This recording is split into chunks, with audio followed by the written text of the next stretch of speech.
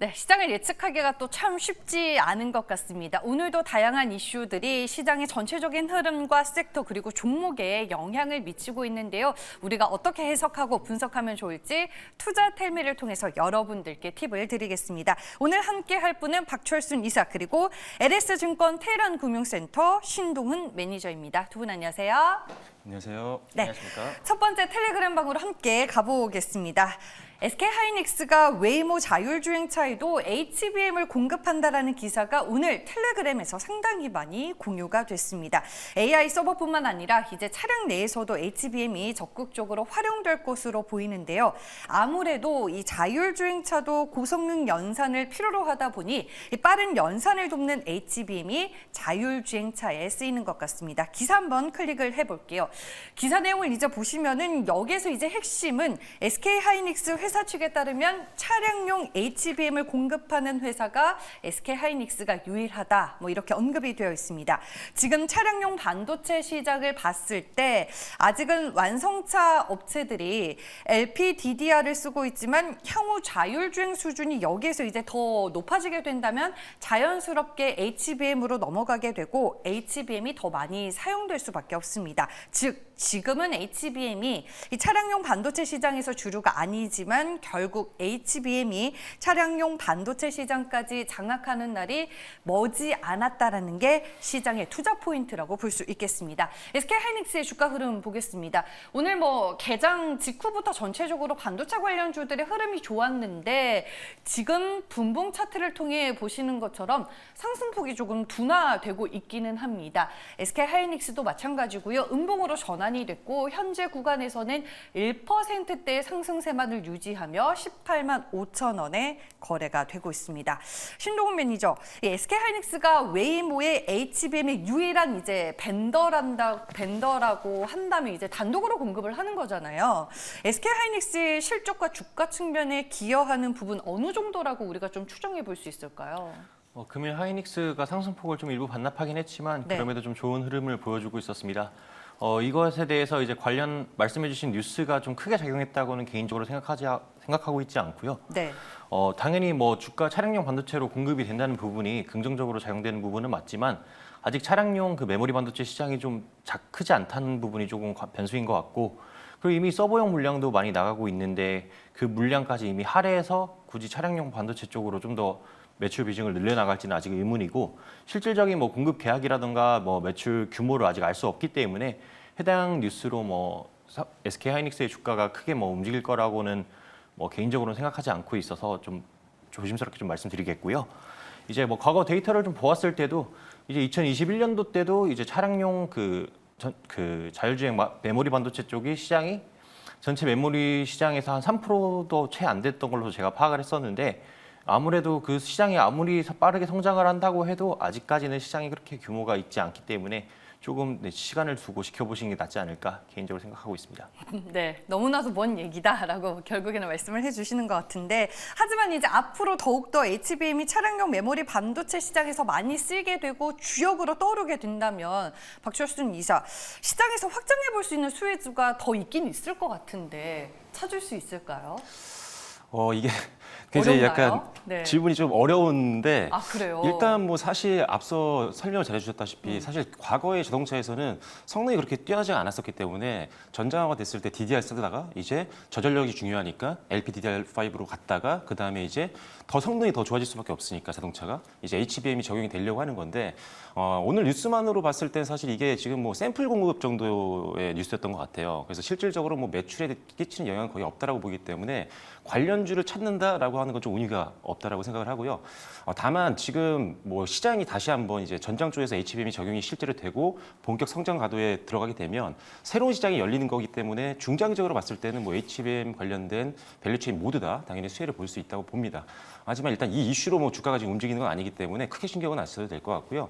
차라리 지금 반도체 업종들이 최근에 반등은 좀 잘 나오고 있지만 지금 조정이 좀 길었었죠. 그래서 기존에 있었던 HBM 관련된 종목군들 상당히 낮은 수준에서 이제 반등 시작한 종목들이 많이 있어서 기존에 주도 역할을 했던 종목군들, 그다음에 실적 역시나 HBM으로 관련해서 주가와 함께 실적이 급성장했던 종목들 다시 한번 낙폭 과대주를 전체적으로 한번 다시 한번 우리가 볼 필요가 있겠다. 이렇게 말씀드리겠습니다. 그러면 그냥 HBM 관련주 내에서 낙폭이 좀 컸었던 종목 네. 위주로 보자라고 말씀을 해주셨으니까 그 중에서 탑픽으로 볼 만한 종목은 뭐가 있을까요? 굉장히 많은데 네. 일단은 저는 개인적으로 주성 엔지니어링도 좋게 보고 있거든요. 주성 엔지니어링 같은 경우는 뭐 2분기 영업이익이 이미 발표를 했는데 어닝 서프라이즈가 나오면서 실적은 역시나 예상했던 대로 좋게 나왔었고요. 그다음에 수주 잔고가 한 2천억 원 이상 남아 있는 걸로 보입니다. 그래서 일단은 실적으로 직접적인 영향을 주는 수주 잔고가 잘 나와 있다는 것 자체가 앞으로에 대한 실적 기대감도 우리가 기대해 볼 수 있는 부분이고 하반기 때는 이제 SK 하이닉스양 장비 발주가 크게 나올 걸로 예상을 하고 있습니다. 거기다가 이 회사가 반도체도 하지만 지금 최근에 좀 안 좋았던 디스플레이라든지 태양광 쪽 관련된 사업도 하반기 빠르면 하반기 아니면 내년 초에 실적 회복이 다시 한번 나타날 걸로 보기 때문에 약간 리스크 요인이었던 타 사업부가 다시 살아난다는 것도 굉장히 기대감을 주는 부분이다라고 보고 있고요. 영업이익률은 지금 한 20% 수준까지 다시 한번 올라올 것 같고 그다음에 동종 피어그룹 대비했을 때 상당히 쌉니다. 지금 PER이 한 12개월 포워드 PER이 한 11배밖에 안 되기 때문에 동종업계가 보통 한 30배, 20배 이렇게 움직이고 있는데 상당히 저렴하다는 거죠. 그래서 현재 주가상으로는 상당히 낙폭 과대, 저점 매수 관점으로 전략적으로 대응할 가능한 구간이라고 말씀드리고요. 추가적으로는 사실 HBM 하면은 역시나 뭐 리플로 장비를 뺄 수가 없는데 오늘도 사실 잘 오르고 있는 뭐 PSK홀딩스라든지 아니면 STI, 그다음에 HPSP 같이 고압수 어닐린 장비 쪽, 뭐 예스티도 마찬가지지만 독과점적인 지위를 갖고 있는 종목들 같은 경우는 최근 들어서 다시 한번 수급이 좀 몰리고 있는 상황이거든요. 이제 반등 나왔으니까요. 충분히 방금 말씀드렸던 이 네 가지 종목도 분할 매수를 한번 지켜보시면 좋을 것 같습니다. 알겠습니다. HBM이 이제 AI 서버뿐만 아니라 앞으로 자율주행차에도 쓰이게 된다. 저는 이 기사만 봤을 때 상당히 흥미로운 내용이다라고 생각을 했었는데 아직까지 우리가 관련 찐 수혜주를 찾기에는 너무 이른 감이 있다라고 말씀해 주셨고요. 최근 반도체주들의 반등이 나오고 있기 때문에 오히려 HBM 쪽에서 낙폭이 과대했었던 종목 중에 좀 수급이 몰리고 있는 앞서 언급드렸던 그 종목 위주로 공략을 해보자라고 코멘트를 해주셨습니다. 네, 다음 두 번째 텔레그램 방입니다. 파마리서치 얘기입니다. 이번 주 목요일인 15일부터 9월 30일까지 오픈 이노베이션 데이를 개최한다라고 합니다. 최종 선정된 기업과 라이센싱 및 공동 개발 그리고 전략적 투자 유치 등 다양한 형태의 파트너십 체결이 추진이 될 예정인데요. 오늘 이와 같은 내용이 파마리서치의 홈페이지에 올라왔고 기사화가 돼서 이제 공유가 됐는데 기사 제목이 지금 보시는 것처럼 파마리서치 탈모와 비만 치료제 개발에 나선다입니다. 제가 이제 홈페이지에 들어가서 이제 관련 내용을 보니까 오픈 이노베이션을 개최한다라는 내용만 적혀 있지 직접적으로 뭐 탈모나 비만 치료제에 대한 언급은 없었습니다. 하지만 뭐 기사의 헤드라인만 봤을 때는 굉장히 시장에서 자극적이고 투자자분들의 마음을 설레게 하는 문구가 아닐까 싶고 아무래도 이제 파마리서치가 기존에 피부 미용 쪽으로 잘 하고 있는데 오픈 이노베이션을 통해서 사업 영역을 뭐 탈모와 이제 비만 치료제까지 확장할 생각을 하고 있다라는 정도의 의도로 해석을 해볼 수 있겠습니다. 일단 뭐 주가 흐름은 좋습니다. 오늘 신고가를 경신하는 흐름이 나왔고요. 현재 구간에서도 6%대 주가 상승 흐름 유지를 하고 있습니다. 오늘 신고가인 18만 5,200원 찍었고요. 현재 구간에서는 18만 3천 원에 거래가 되고 있습니다. 투자텔미에서도 상당히 많이 다뤘었던 종목 중에 하나가 이제 파마리서치가 아닐까 싶은데 파마리서치가 탈모와 이제 비만 치료제 모멘텀까지 장착을 하게 된다. 뭐 이렇게 시장에서 보게 된다면 신동훈 매니저 기업 가치가 여기서 얼마나 더 올라갈 수 있는 걸까요? 뭐 사실 뭐 파마리서치 기존 주주분들이시라던가 아니면은 파마리서치를 좀 아시는 분들은 뭐 해당 뉴스도 뉴스지만 뭐 톡신이라던가 차라리 수출 데이터 이런 쪽에 좀 집중을 하시고 금일 주가 상승은 아마 그 부분에서 나오고 있는 게 아닌가 개인적으로 생각하고 있습니다. 그래도 뭐 이제 오픈 이노베이션 데이를 개최함으로써 이제 파마리서치가 원래 좀 파트너십이라던가 이제 M&A에 좀 적극적인 편인데 이번에 좀 진척이 있는 실질적으로 뭐 그 임상을 진행 중이라던가 아니면 뭐 라이센싱을 뭐 준비하고 있는 이런 기업을 뭐 직접적으로 파트너십을 하거나 아니면 뭐 M&A를 통해서 조금 뭐 가시적인 성과가 보이는 쪽으로 좀 나오지 않는 이상 뭐 솔직히 비만 치료제나 탈모 치료제 같은 걸로는 당장 뭐 주가에 뭐 큰 영향이 있을 거라고 생각하진 않고 있습니다.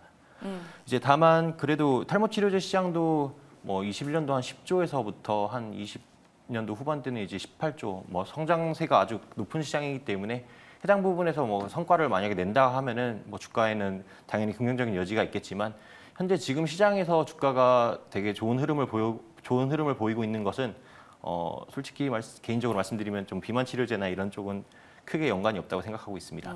이거는 그냥 오늘 자극적인 단어에 불과했고 기존의 실적 수급, 모멘텀, 밸류 측면에서 이미 주가가 잘 가고 있다라고 말씀을 해주시는 것 같습니다. 박철순 이사와도 우리가 파마 리서치 얘기 상당히 많이 했잖아요. 그리고 좋게 평가를 해주셨고 오늘 또 이제 신고가를 다시 쓰는 영역까지 나왔습니다.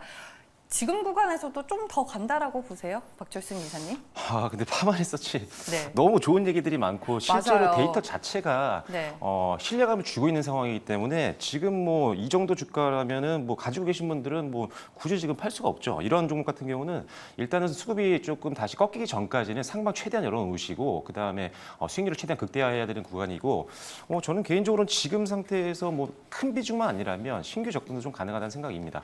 근데 일단 문제는 뭐냐면 오늘 아까 말씀해 주신 이 기사가 좀 너무 좀 자극적이었어요. 왜냐면 사실 이번 이 오픈 이노베이션이 내일부터 이제 개최가 되잖아요. 근데 네. 여기서 굉장히 다양한 분야의 기업들, 스타트업들이라든지 이런 기업들 발굴해가지고 이제 공동체라거나 M&A 이런 것들을 진행하려고 하는 건데 그 중에 일부가 비만과 탈모거든요. 근데 사람들이 워낙 또 관심이 많은 분야다 보니까 요 부분만 부각시켜서 기사가 나온 것 같습니다.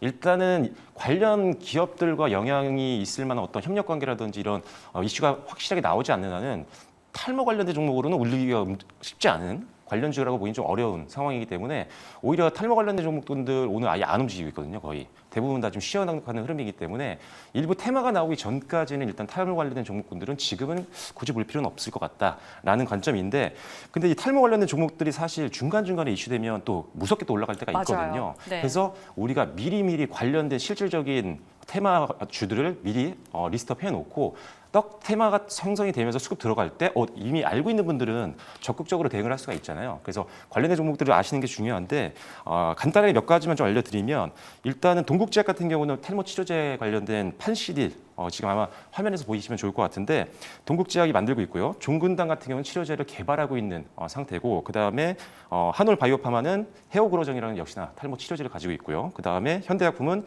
탈모 치료제인 미녹시딜 아마 아시는 분들 많을 것 같아요. 실제로 만들고 있는 회사들 같은 경우는 이런 기업들이 있고요.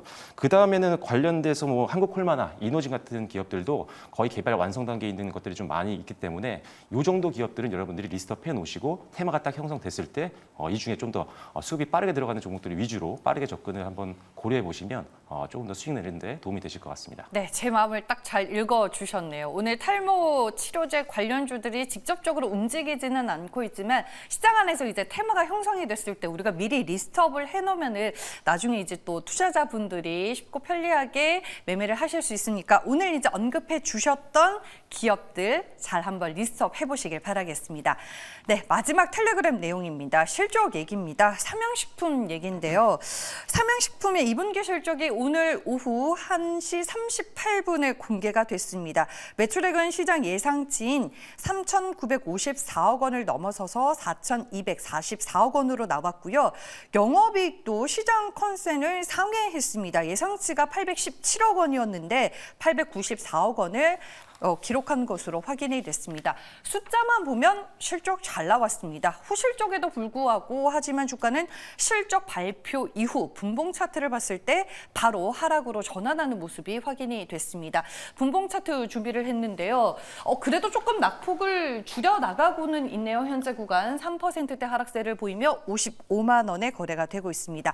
최근에 실적이 잘 나와도 이렇게 세론으로 반응하는 종목들이 화장품에 이어 뭐 수출, 음식료의 대표주로 꼽히는 삼양식품에까지 나타나고 있는데 관련해서 오늘 텔레그램 방에 짤이 돌더라고요. 이거를 하나 보여드리고 싶은데 네, 저승사자가 들어가 있는 방에 피가 흐르고 있는데 변압기방 한번 들렀고요. 화장품방 들렀습니다. 이건 이제 어제를 얘기하는 것 같고 실리콘투를 얘기하는 것 같은데 지금 삼양식품이 포함되어 있는 라면의 방을 저승사자가 두드리고 있습니다.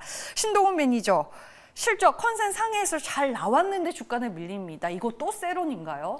사실 뭐 이제 네. 개인적으로는 좀 실적 시즌이 좀 주식하기 상당히 어렵다고 생각을 하고 있는데 그래요? 네, 특히 왜냐하면 실적이 잘 나와도 조금 문제 있는 경우가 많고 또 실적이 안 나왔음에도 주가가 또 되레 잘 가는 경우도 있어가지고 이런 부분 좀 해석이 좀 어렵습니다. 그리고 다들 뭐 해석하시기 나름이겠지만 저는 개인적으로는 이번 하락을 좀 개인적으로 기회로 좀 생각하고 있고 이제 앞서 그 짤방으로 이제 보여주신 것처럼 네. 화장품, 변압기 이제 이어서 이제 라면까지 그래도 이번 데이터가 그 자료를 뭐 제가 막 디테일하게 보진 못했습니다. 지금 막 발표가 나와가지고 이제 근데 대신 내용을 좀 보니까 또 사상 최대 실적에다가 그리고 이제 해외 쪽 매출이 좀 개인적으로 괜찮다고 판단이 좀 됐습니다.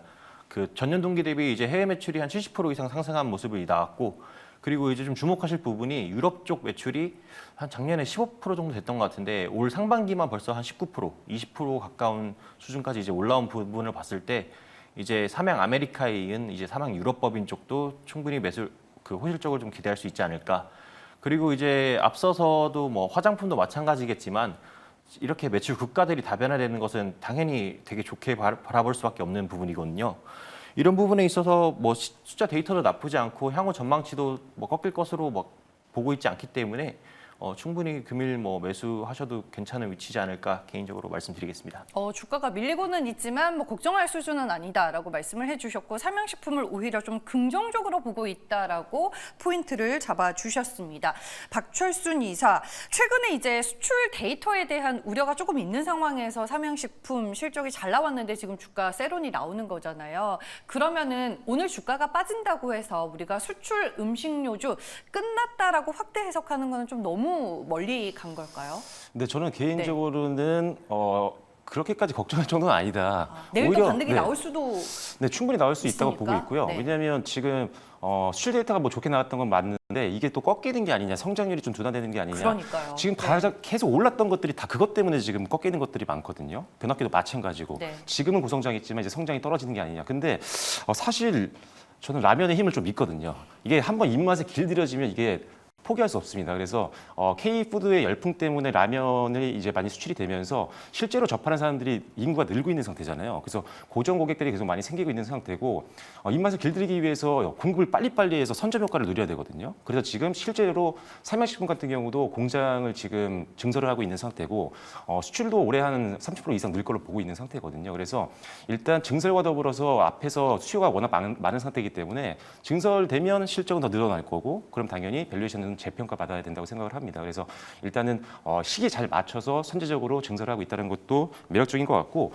또 삼양식품이 얼마 전에 또 이제 네덜란드 법인 만들었거든요. 유럽 시장에서도 지금 올림픽 효과도 누리고 있는 상태긴 하지만 일단 유럽 시장에서의 본격적인 공략을 위해서 지금 실질적으로 법인까지 세웠기 때문에 유럽 시장에서의 수출 데이터도 앞으로 좀 더 긍정적으로 좀 기대를 좀 해보고 있는 상황입니다. 그래서 삼양식품 뭐 긴 시각으로 본다면 눌릴 때마다 좀 사는 게 좋을 것 같다고 생각하고요.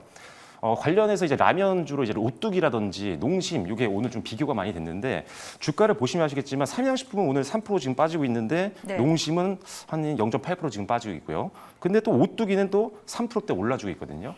일단 수급적으로 봤을 때는 외국인들 수급이 좀 들어오고 있는 오뚜기가 오늘 좀 강한 모습이고 개인적으로 봤을 때 부담이 없는 건 사실 오뚜기기도 해요. 왜냐하면 지금 현재 주가상으로 봤을 때 수익 대비 이 PER을 보면은 삼양식품이 24배 정도 수준이거든요. 지금 현재 주가 기준으로. 근데 농심은 15배, 그다음에 오뚜기는 10배입니다. 일단 수익 대비 주가가 상당히 좀 저평가 매력이 좀 있기 때문에 그런 관점에서 좀 부담 없이 수급이 들어가기가 좋은 상태가 오뚜기라고 보기 때문에 단기적으로는 좀 오뚜기 보시면 좋을 것 같고요. 중장기적으로는 세 종목 다 좋습니다. 네, 알겠습니다. 지금 실적 시즌에 화장품주에서 먼저 종목들의 옥석 가리기가 나왔고요. 오늘은 이제 삼양식품이 포함되어 있는 수출 음식료가 그 타겟이 된 것 같습니다. 일단 옥석 가리기가 조금 진행이 될 것 같기는 한데 삼양식품의 오늘 주가 하락 걱정할 필요 없다라고 말씀해 주셨고 대안이 될 수 있는 종목 오뚜기 언급을 해 주셨습니다. 내일은 이제 사조 대림이 2분기 실적을 공개할 예정이니까요. 내일 그 수치까지 확인을 해보고 여러분들 투자 선택에 도움이 되시길 바라겠습니다. 투자텔미 오늘은 여기까지고요. 박철순 이사 그리고 신동훈 매니저와 함께했습니다. 고맙습니다.